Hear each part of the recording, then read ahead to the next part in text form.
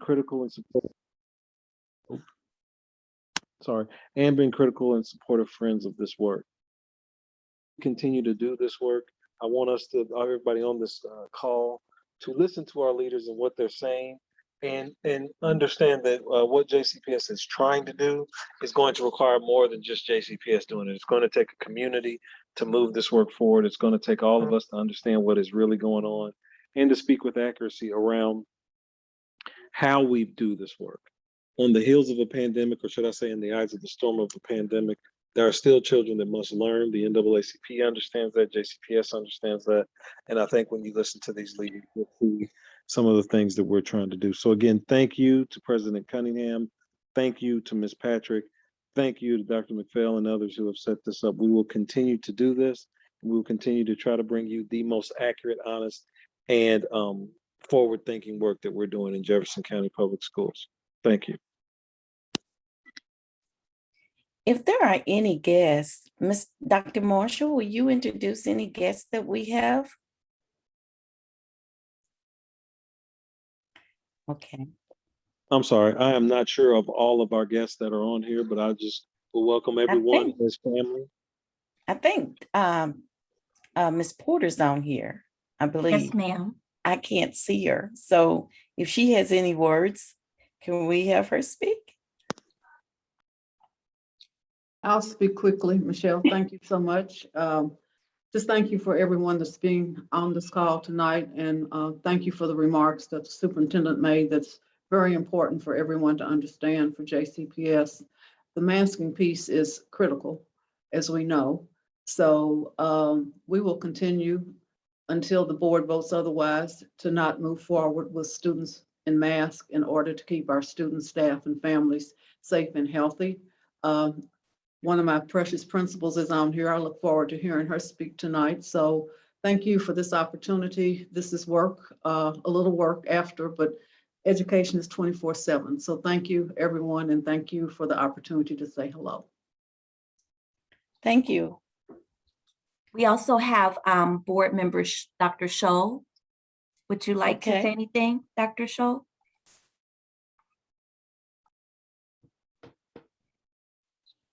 Good evening, everyone. I hope everyone is having a great day. It's certainly been a busy day around Kentucky as it relates to how we'll progress in education. But I think we're on the right track here in JCPS, and I'm glad to know that we will continue to move forward with mandating masks in all of our buildings. We owe a debt of gratitude to our superintendent for leading through this such an unprecedented time, and also to our chairperson, Ms. Diane Porter, for holding so many things together to ensure that we do education in an excellent manner here in Jefferson County. So good evening to everyone, and thank you for the opportunity to say hello. Tonight, I have the pleasure to introduce our panel of speakers for this evening. Let's begin with Dr. Nate Meyer. Dr. Nate Meyer, a JCPS Assistant Superintendent for Accelerated Improvement Schools, represents 33 schools. Prior to his current role, Dr. Meyer was the principal at Fern Creek High School, where his school exited priority status and became a proficient school in the state of Kentucky. During this time as a principal, his school was awarded the Dufour Award for becoming a national leader in establishing their school as a professional learning community, and received the National Principal Leadership Institute Award and a school visit by U.S. Secretary of Education, Arne Duncan, as an example of sustained urban turnaround. Dr. Meyer has spent all 24 years of his educational career teaching, leading, and supporting students in high needs setting. Our second guest is Mr. Guy. Mr. Michael Guy is the executive principal at Seneca High School. Mr. Guy has worked for JCPS for 19 years in Jefferson County Public Schools. Mr. Guy has spent 11 years working in exceptional child education as a teacher at Camera Middle School, teaching resource math and social studies, and have taught all subjects in an emotional behavior disability self-contained room for 7 years. Mr. Guy has served as an assistant principal at Iroquois High School, where he led efforts to help improve school culture, facilitate student-to-teacher rapport, and provide a safe learning environment for students and staff. He also oversaw the English as a Second Language Academy and developed the Accelerate to Graduate program, or A2G, which provided ESL students who were 18 or older an opportunity to complete necessary coursework through project-based learning and graduates. Our next guest is also Ms. Kimbrough. Ms. Kimbrough is the principal of Maupin Elementary School. Ms. Kimbrough began her teaching career with JCPS in 2005 as an ECE teacher at Iroquois Middle School. She later moved to Rangeland Elementary as an ECE teacher. She went on to become an ECE consulting teacher, various schools, Gold Clarity Coach, Greenwood Elementary, assistant principal, Formsley Middle School. Ms. Kimbrough is a graduate of Central High School. She earned her bachelor's degree in psychology from U of L, a master's of arts in teaching and learning and behavior disorder from Spalding University, and her principal certification from Spalding University as well. And our last guest is Ms. Rogers. And Ms. Rogers is the principal of Olmsted North at an all-boys school. Ms. Rogers is a graduate of Central High School. She graduated with a BA in English from the University of Louisville, earned an MAT, and a rank 1 in teaching and learning from Bellarmine University. She later received her principal certification from Ashbury University. Ms. Rogers started her teaching career as an ECE teacher at Shawnee High School and later joined Westport Middle School as an ECE teacher. She has served as a freshman academy principal at Bellwood High School.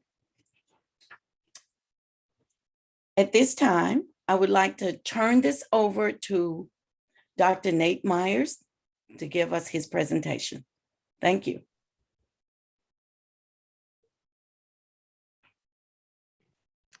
All right, good evening, everybody. I want to first begin by thanking Dr. Scholl and Board Chair Porter for being here. Again, you inspire us, our hearts and minds, and we appreciate you being here. Of course, Dr. Marshall for his leadership and that opening by Dr. Polio. My name is Nate Meyer. I'm the very proud Assistant Superintendent of the 33 Accelerated Improvement Schools. And it's great to see some of our wonderful AIS leaders here on the call. Again, looking forward to hearing from Charita and Tankita specifically, but looking at those of you in the audience, we have a bunch of AIS representatives there. So that's wonderful to see. So thank you for your time here this evening. I'm just going to begin by talking about what we do in the Accelerated Improvement School office, a little bit of why our office exists, and then just some of those next steps that are so critical to the wonderful communities that we serve. One of the things that we believe in working with our 33 schools, 23 of which are elementary schools, 6 middle schools, and 4 high schools, is that it is not a single approach for school improvement. And one of the things that if you travel and see the work that is happening in each of our schools, there are pockets of excellence that you'll see in every classroom. And each of our schools are full of wonderful kids, wonderful adults there to support the learners. And so our role in central office is to nurture those positive aspects that are occurring in the schools. And where we see areas of growth, we provide those right opportunities to be able to do that. And we take a real scientific approach in the AIS office about our approach to school turnaround. And one of the things that we believe is the center of our universe is our students. And so we make decisions and we make considerations in our AIS schools based upon what is best for kids. And that's not always what is the comfort of adults. So ensuring that we're student-centered means access. And so we spend a lot of time with our schools ensuring appropriate access to our students. And a lot of times that begins with a guaranteed and viable curriculum. So that means that, again, whether you're an elementary, middle, or high school student that's in AIS, that you have access to grade level curriculum, grade level learning opportunities, that we're looking for equitable access when it comes to gifted and talented education, that our students are provided access to curriculum that matches their cultural background, that and supports our belief system that is set by our school board. So access is part of the turnaround competencies that we work with. We also want to support teacher growth. In our accelerated improvement schools, historically, we have less experienced teachers there. So we do a couple different things to strengthen our teaching core. One is by promoting, supporting, and training of the professional learning community process, and specifically the teacher collaborative team. So that's simply how teachers come together to collaborate on what to teach and how to teach, and then what to do when kids are struggling. So that PLC process is central to our development. We also provide training and support around teacher feedback and coaching. Inside the school, the teacher is the most important variable in student improvement. So the AIS office provides regular training on feedback and coaching. In terms of leadership growth, well, we look at different turnaround competencies, but we also train our leaders in something referred to as improvement science. So all of our leaders have the ability to look at their systems, see what's working, what's not, and learn how to make change to benefit student outcomes. All of these competencies are wrapped around in what we really feel is the center of our work, and that's racial equity. It doesn't matter whether we're providing training that is based upon what will hit the student desk, or for our teachers, or for our leaders. We do so through the lens of racial equity. And tomorrow will be no different in our AIS office. On Fridays at noon, we do a professional training we call our Lunch and Learn. And Dr. Stephanie White, the diversity hiring specialist for DEP, will be our presenter, and she'll be talking to our principals on improving diversity hiring practices. So those are the competencies that we work through. Again, providing training and support that impacts teachers, that impacts our principals, but most importantly, impacts our students. And we do that through the lens of racial equity. In terms of the AIS office, and we work with our CSI schools, and essentially the schools that we work with were identified as being in the bottom 5% of the state. That is an annual assessment that the state of Kentucky does, but it's required in all 50 states. So the AIS office, beyond working with me, they work with the Kentucky Department of Education on improvement plans. And that's based upon the Kentucky State Report Card, which is a system that is centered around proficiency scores in reading, math, social studies, science, and writing. And then there's a few other indicators, including school climate, and then for high school, transition readiness rate and grad rate. So beyond those teacher competencies, we also develop goals for our schools, really focusing and harnessing student improvement. And again, with a really core focus there of reading, writing, and math. In terms of long-term just community support and needed progress, I'll just, a couple things that Dr. Polio said I just want to highlight. One thing that we're really excited about in the Accelerated Improvement School office that improves equity is all of our students being one-to-one with technology, but also having access to be able to take that laptop or iPad home and having Wi-Fi access connected into that device. So that is definitely progress that our office in partnership with our school board has made to improve equity opportunities. As Dr. Polio stated, we need to continue to seek ways to increase the amount of time that we have access to our kids. The pandemic has obviously limited the amount of time that we have. So supporting us and extending learning opportunities before school, after school, and in the summer, promoting that is critically important, because to us, the largest variable for our kids to improve is time.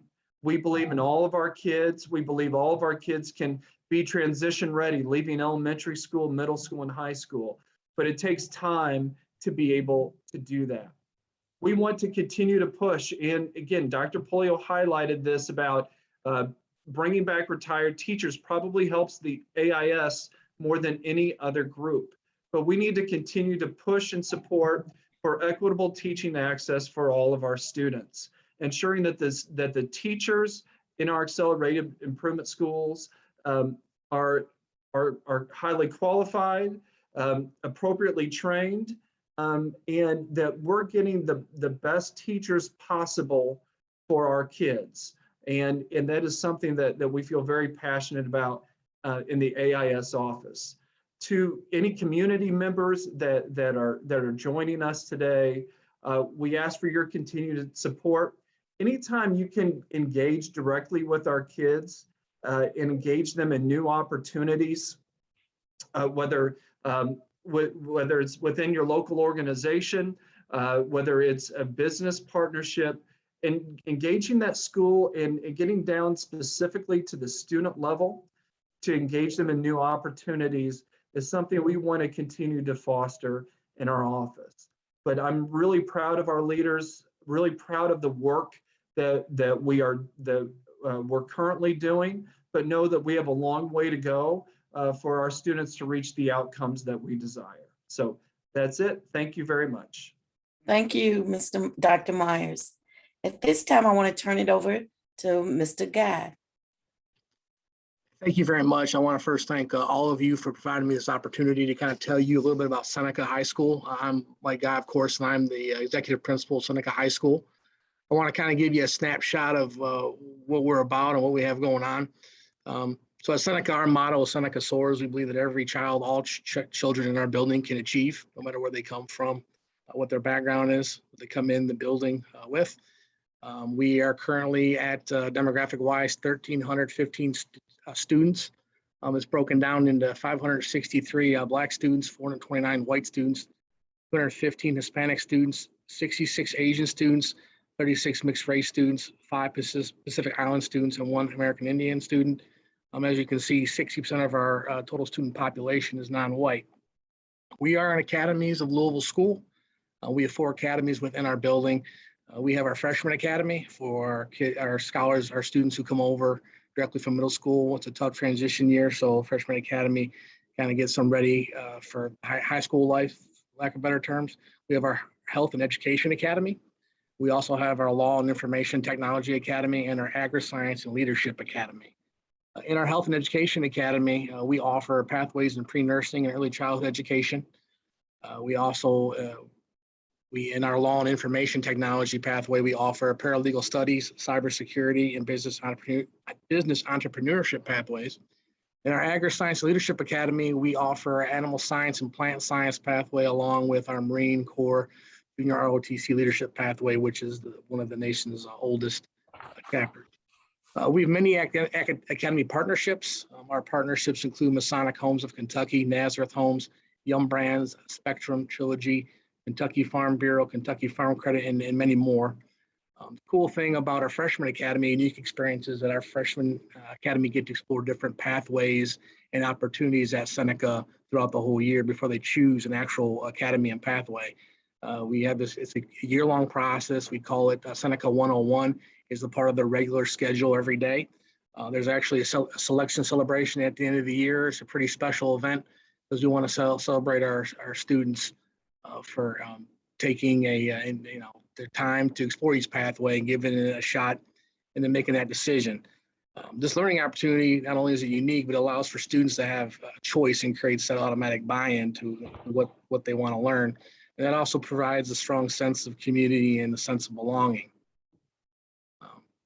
In our academy, going back to our academy current technical education courses, our pathway courses, we have labs in our health academy. We also have multiple labs in our agri-science academy. And we also have a robotics lab and a business FBA business lab as well that kids are working on business proposals and models with. So when you come into our academies and you get into our labs, a lot of it is based off of hands-on learning with the intention of those students learning a skill and being certified in the skill. So that when they graduate, not only do they have the diploma in their hand, but they also have that certification that they can use in their career field of choice when they leave.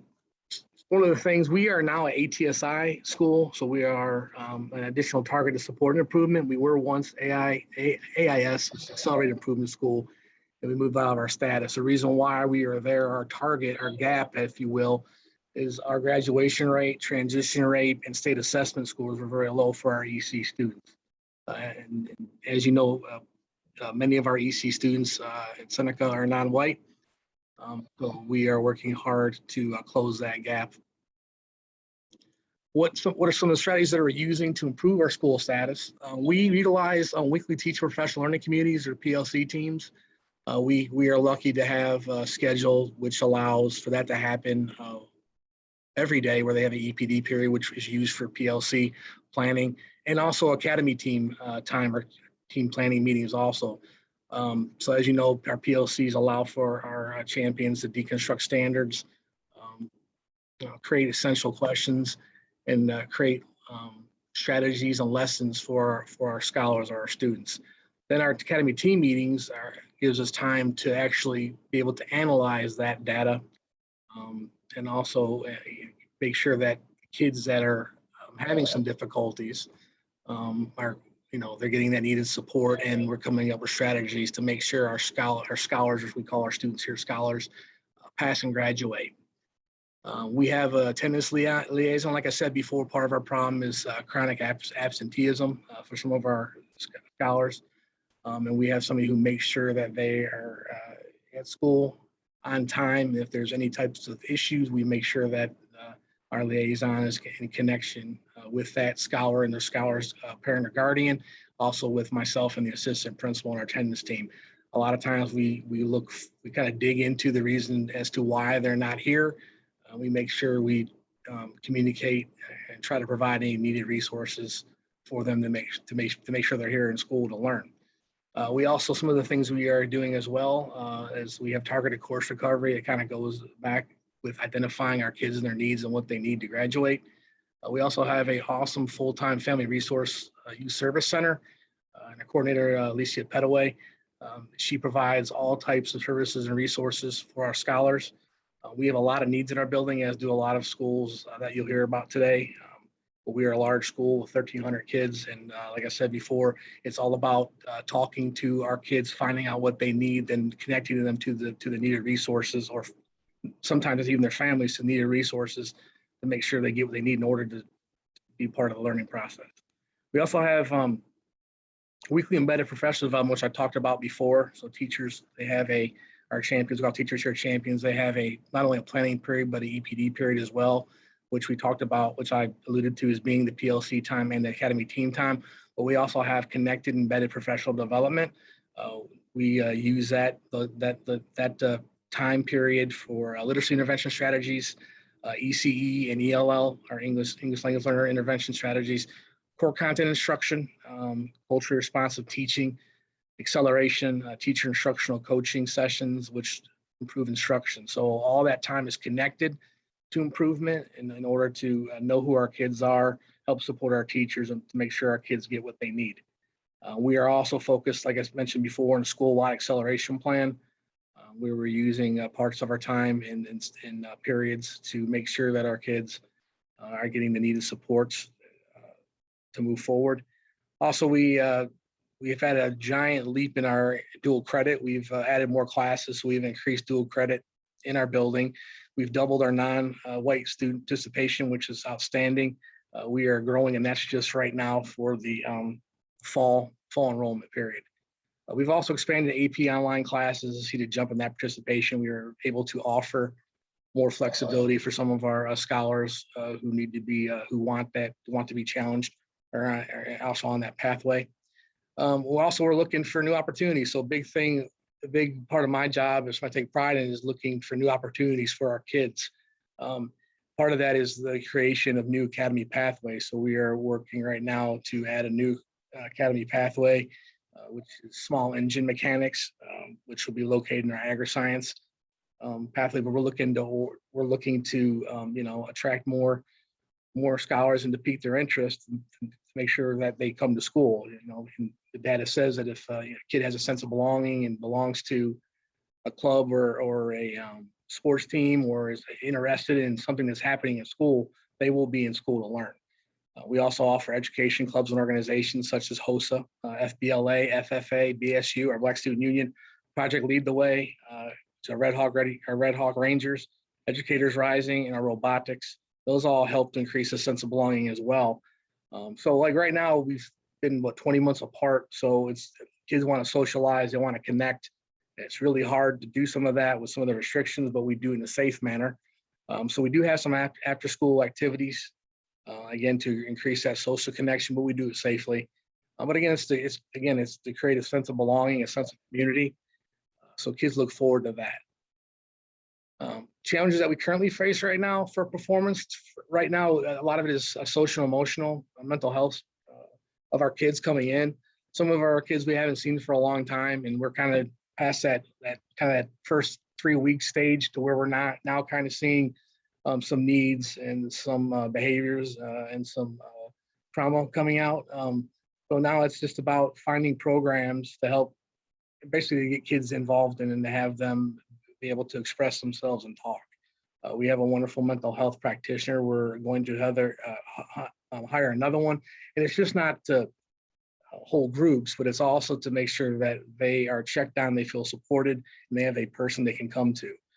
We pride ourselves on rapport here at Seneca High School. Like a lot of times we believe in kind of getting to our scholars level, listening to them, hearing them out, and again, trying to go above and beyond to connect them to the resources that they may need. Another challenge that we have is hiring diverse champions that reflect our scholars population. As you saw before, we are 67% non-white. So one of our goals for this year is to change the way we interview teaching and admin candidates, and some more questions that kind of address racial equity, and kind of seeing what they've done or how they feel when they're interviewing. So this work right now is school-wide. It's being led by our racial equity team. So I make it a point that all of our admin, everybody's connected to that. And it's something that it's in the weeds throughout everything that we do at Seneca High School. And also behaviors. Some of our most challenging students need more supports. We're seeing that right now. So we're making some changes and trying to give them more resources. We've brought in character strong education that will start in our freshman academy, Seneca 101. We hope to run that through the school. And also we brought in a program called Pretty Brown Girls to have a kind of a virtual club for girls to talk, express their emotions, and also learn needed skills, social skills. Another thing is for us would be after school transportation for students. Again, we have money that we're putting forth to open up extended learning opportunities. That includes helping some of our scholars who are quarantined to offer supports. But a part of that is we want to have also some things after school. And transportation is an issue. It's an issue around the district, but having transportation for after school is also a challenge. And I guess the pandemic, students and teachers being out, we have a lot of scholars, not a whole lot. We've been lucky for taking the proper precautions. But we've had a good chunk of students that have been out and missed time. And it creates it creates so much of a gap. And we have to make sure that our scholars get what they need when they come back. And also teachers being out, it's been a struggle, but everybody in our building has stepped up. Our wonderful leaders at the board level and at Van Hoos is helping us out and sending people to kind of help us in certain areas where we're short. So I'm very grateful. Overall, our mental health for students and staff, this is a challenging work. It's the right work. It's great work to do. But it is taking a toll on some of our kids and also our staff members. So finding ways to talk with them, check how they're doing, finding little ways to reward them. We do some drawings, some shout outs at the end of the week to make sure that morale is pumped up, because it's very important that they're at the top of their game and they don't feel wore down.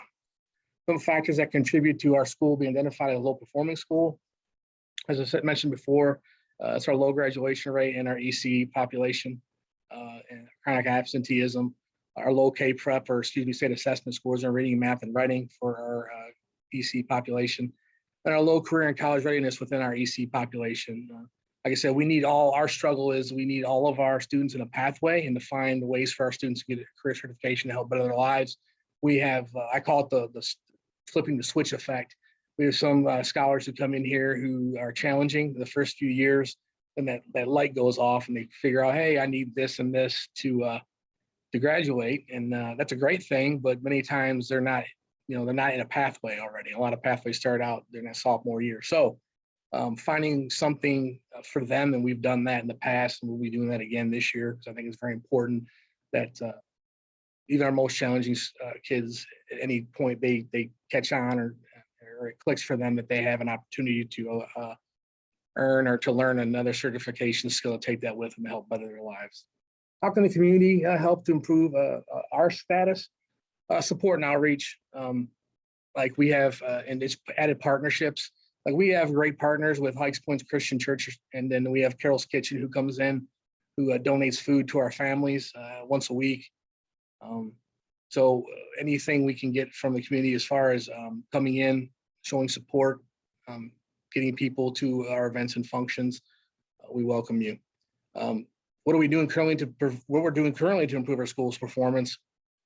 Right now, we are working on ways to get kids here, being creative as far as transportation, trying to get a few of our teachers certified CDL license.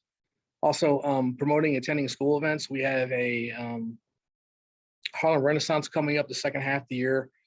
Hopefully we can hold that with having the public come in. Hopefully some of the restrictions we lifted by that time.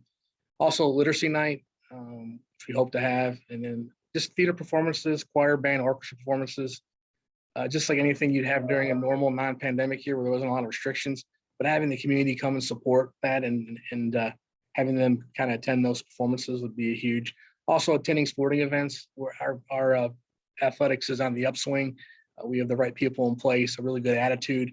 I feel really good about our kids in our sports programs and them getting the opportunity to participate in various sports. And our AD does a really good job of making sure that we get kids involved, and also, and all our coaches in general, making sure that we are trying to offer new opportunities in sports or clubs for our kids to latch on to. And I've always tell kids in the hallway, they always ask me on certain things, like I tell them, if you have something you want to get started here, write me a proposal and we'll talk about it and see if we can get it started. So it's all about kids wanting to be here, them feeling wanted and being part of the discussions, and us trying to find opportunities for them. Also getting involved in our PTSA. Our PTSA took a hit because of COVID. We are now slowly rebuilding it. Very gracious with the past members who had their students already graduate, but they're gracious enough to hold on and help us through. So we kept our chapter. So getting some community members involved in that as well, I think is very important. A lot of decisions are made as far as bringing people into some of our events and kind of getting input in what direction you take as a school. Also getting involved in our Title I Parent Night. something again, we fund teachers and do a lot of things, programs through Title I funding. So getting folks involved in that to kind of have a say and a voice at the table. We want opinions. We want the community, in our building. We also want our parents to get more involved as well. So we're looking for ways to make sure that happens. As far as, that's where I was looking for new ways to bring people in and make sure that our kids are getting what they need. And that's pretty much it. Mr. Gay, thank you so much. I want to remind everybody that we have 8 minutes apiece, but it was so in depth what you gave us, and it gave me a lot of time to write some questions. I want to turn it over now to Ms. Kimbrough. And remember, you have 8 minutes. Okay, I know it's not a lot of time. I really enjoyed what I heard. Ms. Kimbrough. All right, and so I'm very thankful and blessed to be here. So thank you for this opportunity. So I'm going to tell you a little bit about Maupin Elementary. We have 247 students, and we have like 90% of our students are Black. So that's 222, 7 white students, 10 that are 2 or more races, 7 Hispanic students, 1 American Indian / Alaskan Native. And then our motto is to rise to greatness. So just a little bit as far as when we're thinking about some educational strategies, curriculum strategies that we're using to improve our school status. We are, of course, using clear learning goals so that the teachers post their learning targets. They ensure that the students are able to know what's the purpose of the learning and what is it that we should be able to do at the end of that lesson. Also providing students opportunities to write critically where they make connections to what they're learning. Also having the students actually engage in discourse conversations about what they're learning. We have also adopted a new math resource. It's called Illustrative Math. And the awesome thing about Illustrative Math is it's focused on student inquiry, student collaboration, and it's also culturally responsive. And that's critical for a school that looks like where our student population looks like Maupin. And those units and activities are designed to deepen the concepts, the math concepts, deepen the understanding.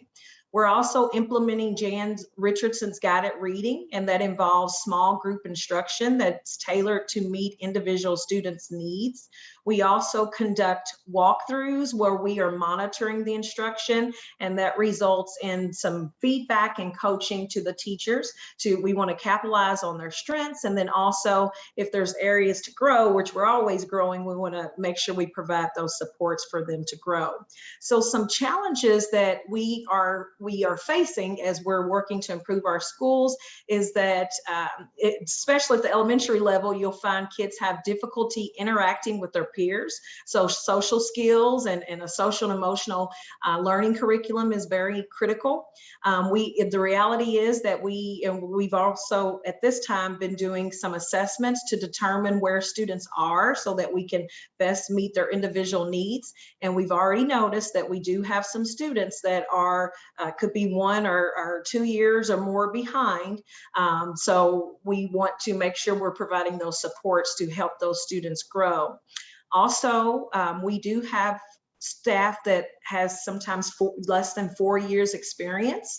So that's another challenge that we face. Also, students may not feel a sense of belonging and may not feel like that buy-in and understanding, okay, my education is very important. So those are some challenges that we face for sure. And as far as factors that have contributed to us as being identified as a low performing school, in the past, we've had significant high turnover. Also, if folks are aware of Maupin, back in 2015, the Waldorf program was adopted at Maupin, and this is my 3rd year at Maupin, but we I saw the effects back then, and we still have the group that we have now. They're in the 5th grade. Now they were in kindergarten when that Waldorf program was implemented. So we still see the effects many years later. Also low expectations for students, and then also low expectations for staff in the past. Also, low levels of rigor, just knowing that as Dr. Meyer mentioned, we've got to provide that access to the grade level curriculums. As the opportunity myth shares, it's important, it's critical that enable for us to be able to see students grow, they have to have access to grade level activities. Now we can provide that scaffolding and support. And then also in the past, just the lack of accountability. As far as how the community can help improve the school's current status, we need some support from the staff as far as it could be some volunteers for our CARES wellness circles that I'll tell you about in a moment, but just keep that in mind that we're going to need some volunteers, and also just ways to just support us, build us up, celebrate us. We've had the Fountain of Faith Church. They've adopted us, so shout out to the Fountain of Faith.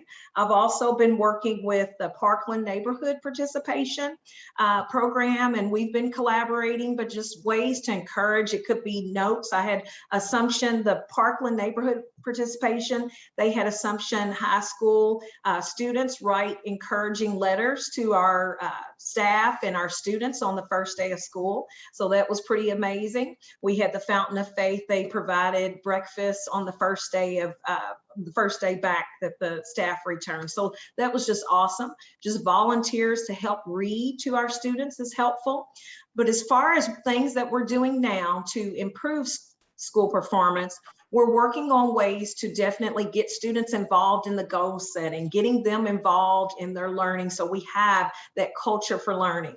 Also, it's critical for us, we've developed a master schedule that it provides that time to support the students in the classroom, and that provides time for extra push-in support, because the teacher, they need support. It takes a team, it takes a village, so they can't do it alone. They've got to have push-in support from, we have with our ESSER funds, we were able to pay for 2 substitute teachers, and they are familiar with our students and our building. And so they are going to be providing push-in support during reading and math. And then also we have collaborative team time where they actually are reviewing their assessments, their data together, and developing those next steps. We're trying our best to recognize, it's important to recognize, because when you're in the bottom, it doesn't feel good. Nobody wants to be in the bottom. I'm not competitive, but I don't like being in the bottom. We definitely, our students don't deserve it. Our community doesn't deserve it. So, and our staff doesn't deserve it either. So we want to make sure we're recognizing. Tomorrow we're doing like a little frozen treat thing during lunchtime for our staff to celebrate them. Also providing feedback and honing in on their strengths. They love when they get some positive feedback. Our Sunshine Committee, that was a way to support our new teachers last year, and we were able to retain, so that's a big celebration. Also back to the CARES National Mentoring. Basically, these are like wellness circles that focus on like the mental and spiritual growth of our students. And it is geared towards students of color, which is significant for us. And it's going to be focusing on our 4th and 5th grade students. And we will be needing some volunteers from the community to help support our students. So if anyone is interested, please don't hesitate to email me. It's charita.kimbrough@jefferson.kyschools.us. And of course, you would submit an application and have to clear a background check, but that would be really critical. It's important for our students to have that sense of belonging. We're creating a student council just to have some student voice. That's really important. And then just also working on ways to increase family engagement as well. So thank you, and that wraps up my presentation. Okay, and at this time, we would like to hear from Ms. Rogers. Good evening. Can you hear me? Yes. Good evening. Thank you guys so much for having me. I'll keep it short and simple.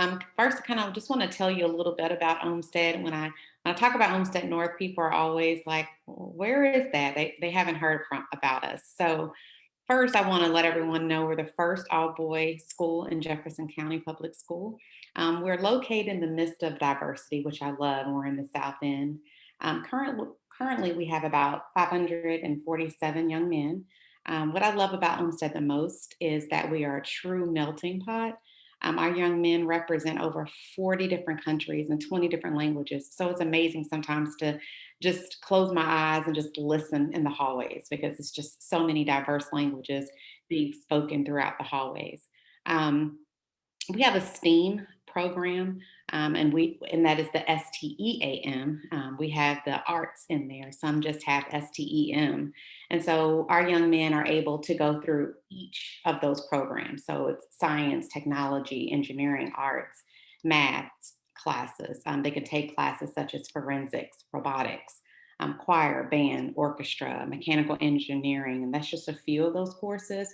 But one of the things that I changed when I got there, because my vision was to expand that STEAM program, is to allow our young men to go through all of them. And then by 8th grade, kind of focus and take 2 of those courses of something that they really enjoy. So we also have, which I'm very excited, which you'll see in the news very soon, is we're going to have our ribbon cutting of, we were the first to receive over $1 million Verizon Learning Lab. And in this lab, our students have those VR headsets, Oculus Go. They have access to the 360 cameras. 3D printers are there. And out of this grant and this $1 million partnership, our young men have access to their own personal iPad as well as our teachers. And our young men are able to take that home and do their work and bring it to school. So when COVID hit, we were prepared because we had already been using iPads in the classroom. So just being able to allow them to take it to the next level is pretty cool. Our motto is Cult Nation. And we say that because we always talk about how we believe that a nation is those that share that same vision and mission. And that's very important to us. And one of the things that we always focus on is engaging our young men. We want them to be a powerhouse in their communities and take those ideas and different things that we've exposed them to go out into their community and be a think tank. One of the things that we start our day off with is our creed. And then when our young men stand up and speak that creed, they're speaking words that remind them to be, always say RRS, and that is respectful, responsible, and safe. One of the biggest components that I brought to Olmsted, because I just got there in 2019 and then went right into a pandemic, and now I'm back out trying to, get all this stuff started again, is I brought the restorative practice aspect. And one of the things that we do with our young men all the time is when they're doing something that we feel like they shouldn't be doing, is we stop and we ask them, wait a minute, check it off. Is it respectful? Is it responsible? Is what you're doing safe? And if not, if you can't check it off on all 3, you shouldn't be thinking it, you shouldn't be saying it, and you shouldn't be doing it.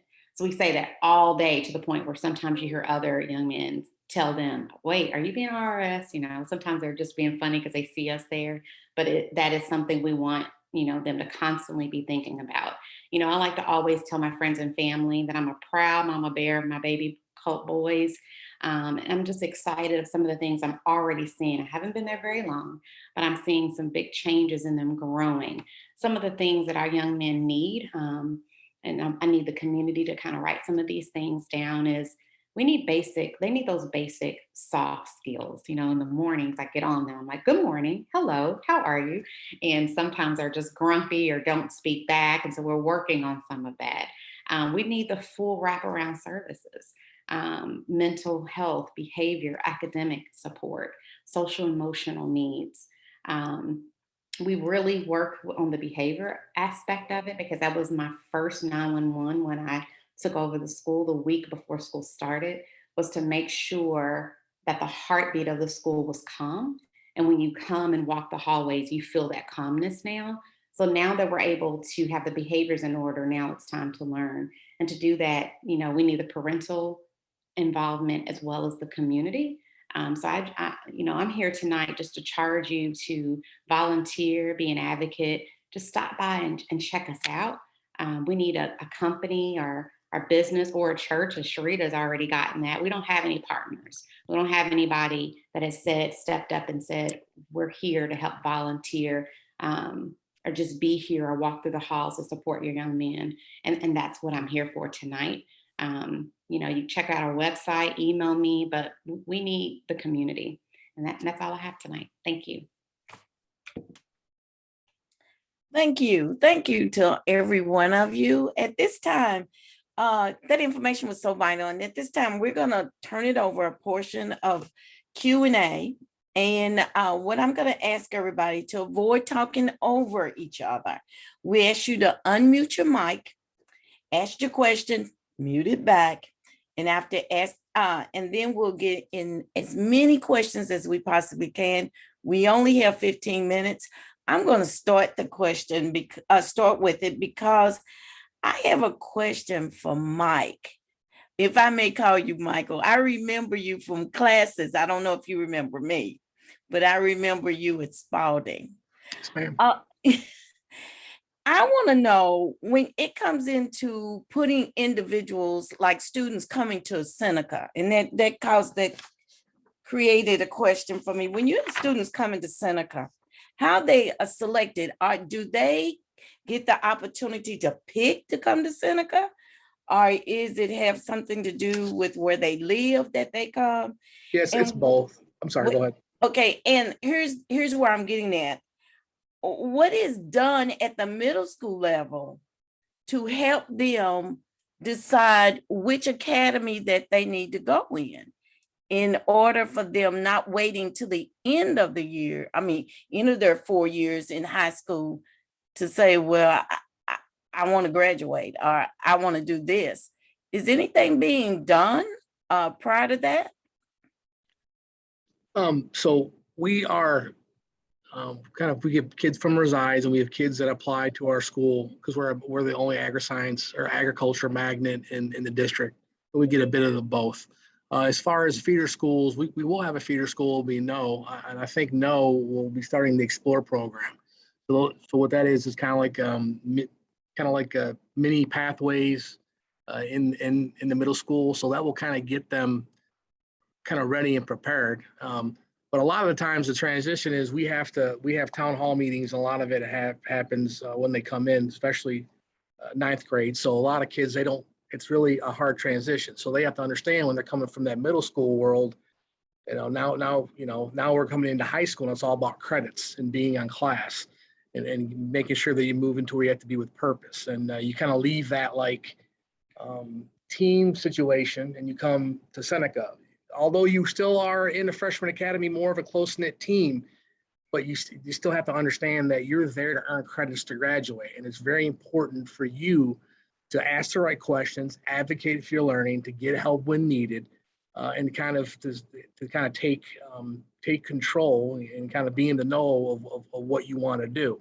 Like I said before, it starts out late for some, and then you got some kids that come in, they listen, they make that adjustment after the first 6 weeks, and they're off and running.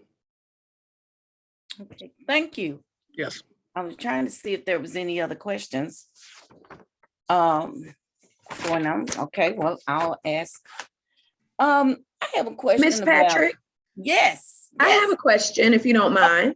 No, fine. That's wonderful. I didn't see you on the screen. I'm so sorry. That's my fault. I'm trying to multitask and be mom and teacher at the same time. It's kind of hard. Okay. My question is for Miss Kimbrough. As a second grade teacher, I know you were talking about your teams are meeting and analyzing whether it's map data or any type of data. And are you aware, because I'm on a second grade team, and that district-wide, our second grade are taking the 2 through 5 map tests that doesn't read to them, but the K in the first grade are taking the K through 2 tests, which reads to them. And do you feel those map scores will be invalid because the last time our kids started second grade, guys, they only took the map test in the winter in kindergarten. So now you're giving them a test that doesn't read. I had tears.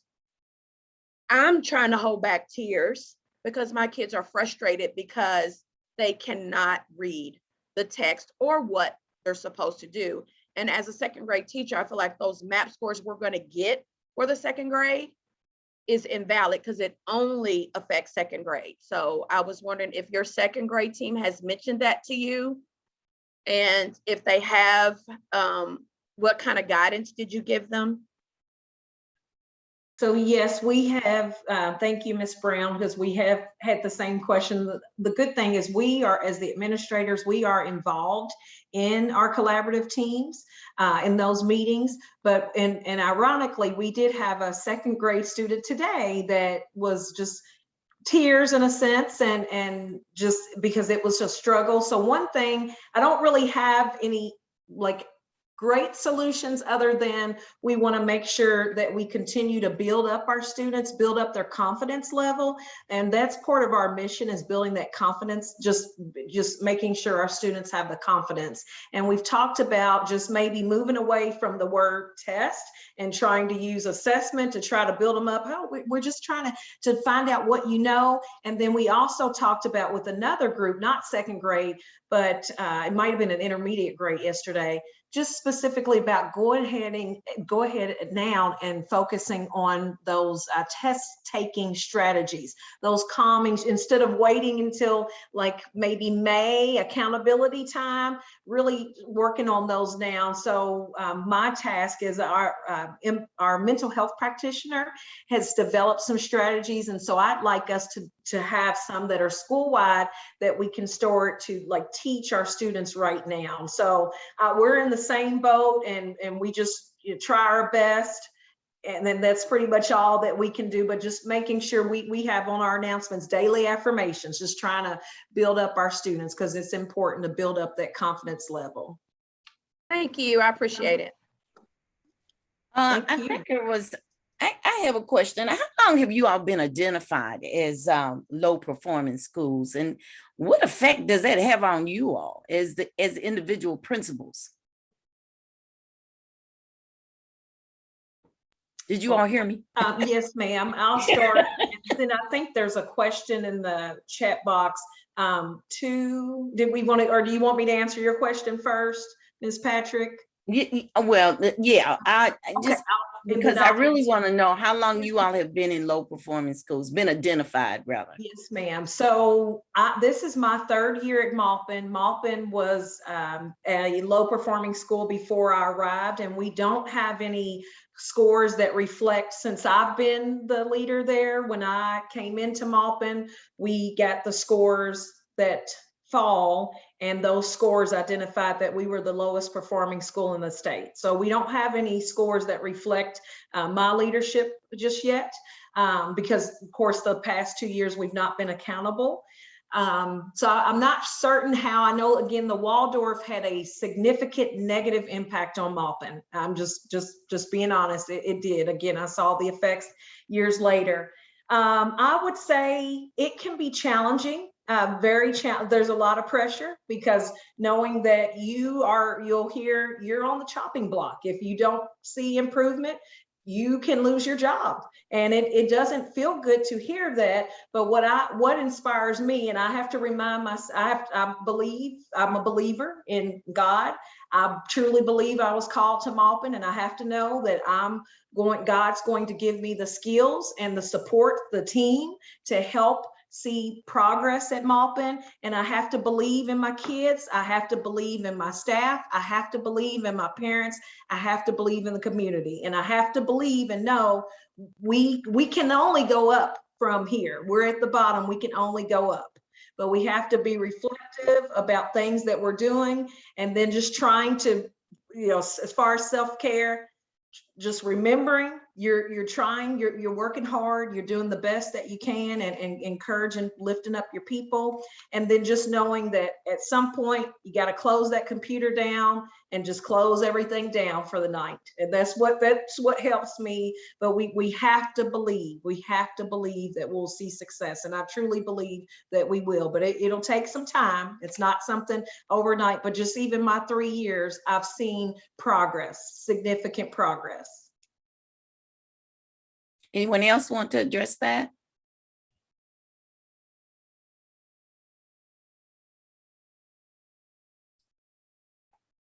You okay. I'm sorry, yeah.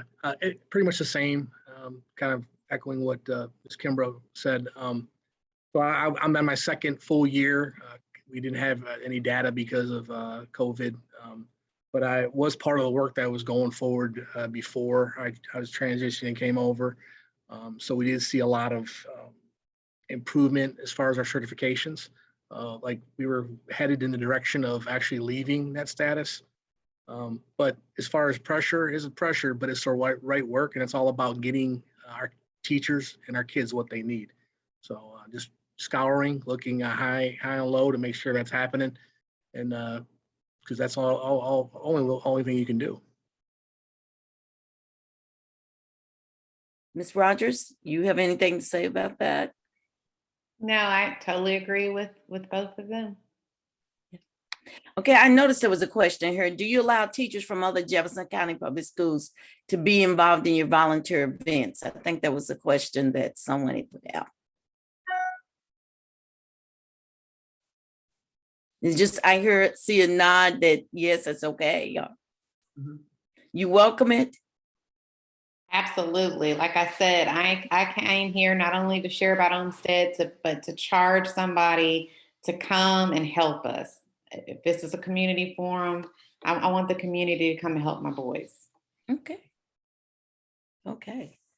I'm trying to, I just, so it was stated that, is there a certain number or percentage or criteria that pulls you out of low performing schools? What is it? I know you said 5. A 5%, what was that? I think you said it was 5. I can't find my other sheet. Oh, okay. You said bottom of the 5%. So what do I have to do as a school to get out of there? So in the State Board of Education is about ready to make a change with this. Over the last 5 or 6 years, you can either enter or exit every single year. And every year, how they determine accountability in Kentucky changes. So our schools have a constantly moving target, and we also re-identified each year. In the state of Kentucky, there are 51 currently CSI schools. Projected going forward in 2022 will be that we will re-identify in the state, so approximately around 51 schools. And then those schools will remain CSI most likely. Well, I shouldn't say that. They're not going to re-identify after 2022. So they'll identify 51 schools next year, and it'll be largely the same 51 schools for the next 3 years. There will be criteria that are schools that are identified CSI could exit, but those determinations have not been made. And that's why, for our school leaders, and again, I see so many great educators that are listening in today. It's just, you go in each day, you make student-based decisions, you run a sound school, you seek the support that you need, because there's sometimes things in our control, and then there's sometimes things that are not in our control.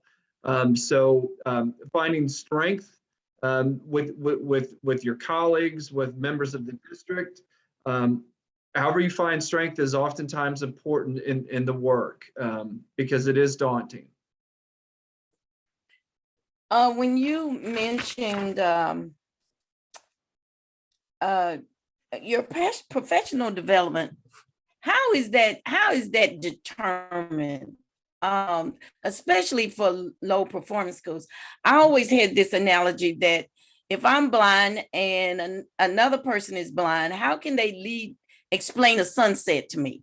So do you keep our low performing schools clustered together where they work with each other, or do you let them work with a school that is performing well? Because I just can't see, I never could see it when I was teaching. I'm in this boat and everybody else is in this boat. I needed to see things from another perspective. So are Right. you all doing that? So you're 100% right. You don't want to be normed to some sort of standard that is not working. But at the same point, there's great power in colleagues that are working together that are facing similar struggles. As a former priority principal, it was a great benefit to me to work with principals that had very similar issues, because then we could plan together and look at each other's school and see what's working. And that is the model that JCPS has taken on. And I'll say this, many, I wouldn't say most, but many metropolitan areas in the United States have adopted a similar model to what we use in AIS, because you're able to look at common strategies, common focus with your schools and attempt to lift them that way. However, there's an opportunity cost to every tough decision. And so that is something that we're very mindful of. So, Charita talked about it in her presentation as well.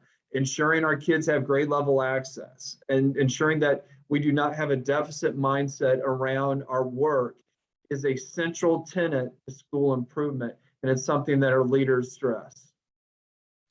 Dr. Myers, after reading your bio, do you replicate any of the wonderful things that you did at Fern Creek in order to help other schools reach that goal? It sounds like you had a wealth of knowledge and success. Do you bring that to the table when you're dealing with these low performing schools? Well, of course, we bring our strengths and our background into our positions. And again, we're very fortunate, and this was going back 10 years ago. We were trained in a turnaround process, and we just saw continuous improvement. Obviously, the cornerstone of the work in our school was at first we just wanted to be a model professional learning community, and then we set the goal to be a regional model, and then we set the goal to be a national model, to be the national standard of how professional learning communities work. So one strategy I would say that's essential for low performing schools is you can't be average on everything and close the achievement gap or opportunity gap. In a couple high leverage tactics within a school, you have to decide to be great at. You have to decide that we are going to be a model within JCPS or a regional model or a national model. Being average across the board isn't going to get you there. So that's something that we stress. And again, I was very fortunate in my experience there. I was surrounded by an outstanding leadership team that are now leaders all over the school district and a wonderful teaching staff. So I'm very cognizant of the fortune that I had in my principal career that allowed us those opportunities. Well, I want to thank you. It is apparently that my time has ran out for question and answers. And I wanted to just thank you all for coming out, giving of your time. I'm quite sure, Ms. Rogers, you're going to get a lot of people wanting to come to help you with that sincere plea for volunteers. This concludes our question and answer period. And before we close tonight, we've added a new segment called Just What Does the NAACP Do? Dr. Raymond Burse, the first vice president of the Louisville branch NAACP, is here tonight to answer that question. Dr. Burse? Thank you, Michelle. It's indeed a pleasure to be here with you this evening. In preparing for this, and what I thought about was I go back to a song that was popular years ago, or wasn't popular, but came out years ago, in which it says, if there's something strange in your neighborhood, who you gonna call? If it's weird and it don't look good, who you gonna call? If you're seeing things running through your head, who you gonna call? An invisible man sleeping in your bed, who you gonna call? My answer to that is you call the largest and oldest, the baddest and the boldest, the most loved and most hated, the most feared and revered, and the most cussed and discussed civil rights organization in the world. And that is the National Association for the Advancement of Colored People. Our work is ensuring that the civil rights of every individual, regardless of their race, color, creed, or any of those things, receive the rights guaranteed to them under the US Constitution. What does that mean? That means that for the last 100 years, the NAACP has been fighting for educational rights for all students, ensuring that students get a full and complete education. It's been an organization fighting for voting rights to make certain that that every citizen of this nation has the right to vote, the unfettered right to vote, and there are no intrusions in terms of where they are and what is going on. So that's what the NAACP is about. And when we look back at the history of the NAACP, particularly here in Louisville, most folks do not realize that the organizational meeting for the NAACP held in 1909 was held in the apartment of William English Walling, a Louisvillian who was involved in helping to found the NAACP. For well over 107 years, the Louisville branch has been fighting on the battlefield for everyone's rights to make certain that you get what you deserve in this country and what you're willing to work for and what you're willing to fight for. As it relates specifically to education, and let's look at it. You know, most of you don't, you know, we talk a lot about Brown versus Board of Education. That case was in fact brought by the NAACP. Thurgood Marshall at the time was the general counsel for the NAACP representing that organization. So we have fought for education in this community. The NAACP was a plaintiff litigation that brought about the merger of the Jefferson County Public and the old Louisville City Schools. And even today, we're engaged in trying to do it constantly, one, educating ourselves. And I thank you, all of you this evening, for letting us have this opportunity to hear about what is going on with the AIS school, because it educates us and prepares us to be able to voice to the community in a very much louder voice and magnify your voice in terms of telling people what in fact is going on and what needs to be done and how it should be done. We are an organization that no matter what the issue is, we're willing to fight for it. If you watch the news today in Louisville, you will note that the NAACP was this afternoon, or this morning through noon, demonstrating at an event where Senator Mitch McConnell was speaking. What were we demonstrating about? We're demonstrating about voting rights. He has in fact blocked the vote on the restoration of the Voting Rights Act. And as you well know, you listen to the news, in 49 states, there have been over 400 bills introduced to limit voting rights. And what does that mean? It is to disenfranchise, in many instances, people who look like me. And if you don't believe that is true, there is a case that was brought in North Carolina where they changed the rules, where the judge found that they in fact had gone with surgical precision in terms of carving out different communities groups to in fact prevent them from voting. Now, we don't have that problem to that extent here in Kentucky. That's because we got the Louisville branch NAACP and the NAACP State Conference, and we're constantly fighting, and we'll continue to do that. But, you know, our organization is an all volunteer organization. It is for people who want to volunteer. And just like the principal talked about volunteers to help in their school, we need volunteers to help us with the NAACP. And if you're interested in volunteering, you can visit our website at lounaacp.org and sign up to volunteer. You can also go to that same site to in fact sign up for membership. Our membership is $30 a year, folks. And most of you spend that on coffee in a couple of days, and you can now spend it on the NAACP. We want to be your partner, and we have always been the partner of JCPS. And we're your partner when you allow us to be. And if you do something that we don't think is necessarily right or in the best interest of our students, we can be your worst enemy. But we want to be your partner. We want to be there to help you do it.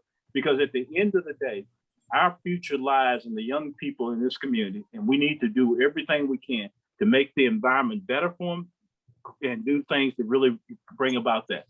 So that's what the NAACP is about. So if you're got an issue and you don't know who to call on the NAACP. Thank you. Thank you, Dr. Burrs. This concludes our forum tonight. I look forward to our next forum on October 14th, when our topic will cover community resources and strategies on how organizations can work with JCPS to provide wraparound services. Good night, be safe, and get vaccinated. Thank you.